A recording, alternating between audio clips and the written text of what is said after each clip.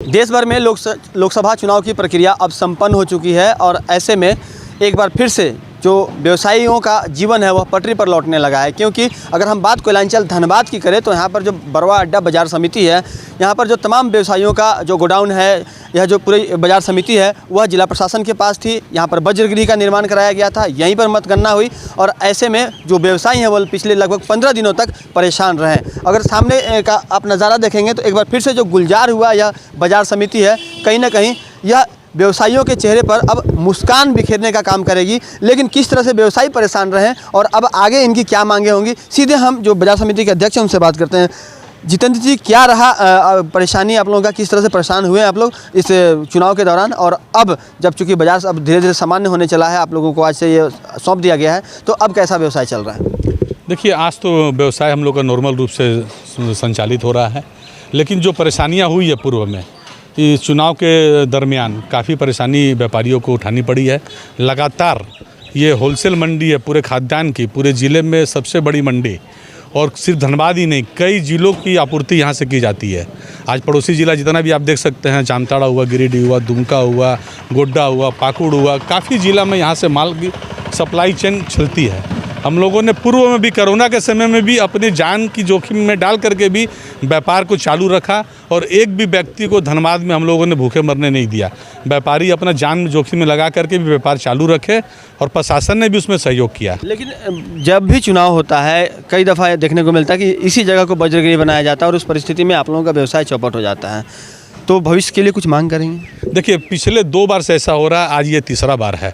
पिछले 5 साल पहले लोकसभा का चुनाव हुआ, उसके बाद विधानसभा का चुनाव हुआ, इस बार पुनः लोकसभा का चुनाव हुआ। लेकिन जैसे लोकसभा चुनाव की घोषणा हुई, सभी व्यापारी हम लोग भयभीत हो गए।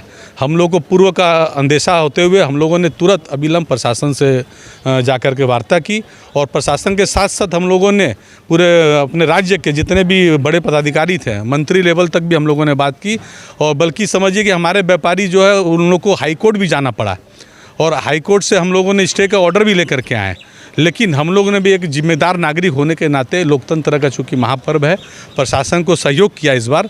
और प्रशासन के द्वारा यह हम लोग को बताया गया कि इस बार समय बहुत कम है, आप लोग इस बार हम लोग को सहयोग कीजिए और निश्चित रूप से जैसे ये चुनाव ख़त्म होगा हम आपके साथ बैठक करेंगे और अगली बार जो भी रणनीति हम लोग की बनानी होगी आपके साथ बिना हम लोग बैठ करके ये रणनीति नहीं बनाएंगे। और हम लोग का ये प्रयास रहेगा कि अगला बार चुनाव बाज़ार समिति में न हो। 6 महीने के बाद विधानसभा का चुनाव है, बस बल्कि 6 महीने के अंदर संपन्न हो जाएगी वह प्रक्रिया, तो फिर से डर तो बना हुआ है। डर तो अभी से बना हुआ हम लोग का है और हम प्रशासन से मांग भी करते हैं कि जो परेशानी अभी लोकसभा चुनाव में यहाँ के व्यापारियों को हुई, यहाँ के मजदूर को हुई, यहाँ की जनता को हुई है, वो परेशानी आगे भविष्य में कभी ना हो। ये बहुत बड़ी परेशानी हुई है। भैया, अपने फल व्यवसायियों को किस तरह की परेशानी हुई थी?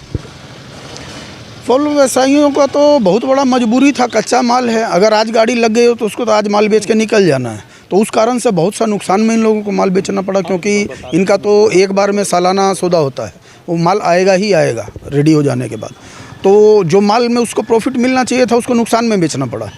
और बाज़ार समिति कैंपस के अंदर व्यवसायियों के द्वारा उसको सुरक्षित रखने की व्यवस्था बनाई हुई है, बहुत से एसी वगैरह लगा के, ताकि फल ख़राब ना हो, लेकिन उनको बाहर उतरवाना पड़ा। उस कारण से उसको माल को वो रोक नहीं सकते थे, चाहे जितना भी नुकसान हो उसको आज ही बेच देना, नहीं तो कल तो फेंक देना पड़ता। इसलिए व्यवसायियों को बहुत ज़्यादा नुकसान हुआ। लगभग कितने का नुकसान इस 15 दिन के दौरान सभी व्यवसायियों को हुआ होगा एक्सपेक्टेड? देखिए, आर्थिक नुकसान तो हुआ है, उसका आकलन नहीं लगाया जा सकता है, लेकिन हम लोग मानसिक रूप से भी काफ़ी नुकसान में हैं। हमें बहुत सा दबाव झेलना पड़ा, ऊपर मंडियों से भी और नीचे ग्राहकों से भी, तो हम काफ़ी परेशान हुए। और हम प्रशासन से यही आग्रह करेंगे कि आगे जो है आगे के चुनावों में हमें इस तरह की कष्ट ना हो, तो वो अपनी एक वैकल्पिक व्यवस्था देख लें। बिल्कुल, तो अभी हमने कई व्यवसायियों से बात की, व्यवसायी का जो यहाँ पर जो पदाधिकारी हैं व्यवसायियों का, उनसे भी हम लोगों ने बात की। सबों की मांग यही है कि आने वाले वक्त में अगर लोकसभा चुनाव या विधानसभा चुनाव या जिस तरह के भी चुनाव होने हैं, भले वो संपन्न हो, लेकिन व्यवसायियों को परेशान न किया जाए, इस जगह को मतगणना स्थल के रूप में इस्तेमाल न किया जाए। कई ऐसे विकल्प हैं जहाँ पर कि का कार्य सफलतापूर्वक संचालित किया जा सकता है, बावजूद यहाँ पर इस जगह को अधिग्रहित करके और व्यवसायियों को कहीं ना कहीं परेशान किया जाता है। तो ऐसी परिस्थितियाँ उत्पन्न ना हो, इसकी वो मांग कर रहे हैं। फिलहाल जब जिला प्रशासन के साथ इनकी बैठक होगी उसके बाद तय होगा कि आने वाले वक्त में इस जगह का इस्तेमाल फिर से बजरंगबली के रूप में होगा अथवा नहीं, लेकिन अगर फिर से इसकी अगर पुनरावृत्ति होती है तो फिर से व्यवसायियों में विद्रोह होगा, इस बात से भी इनकार नहीं किया जा सकता है। Rajkumar Jaiswal, news 22 scope, Dhanbad. Elite institute. अगर आपके अंदर चाह है तो एलीट आपकी राह है। IIT हो या मेडिकल, आप चाहते हैं अपने आप को उत्कृष्ट दिखाना, आप चाहते हैं खुद को एक IITian के रूप में दिखना या मेडिकल के क्षेत्र में आगे बढ़ना, तो एलीट आपके लिए एक बहुत बड़ी ताकत के साथ आपके सामने है। आइए, खुलिए, बढ़िए, पहुंचिए। Elite institute.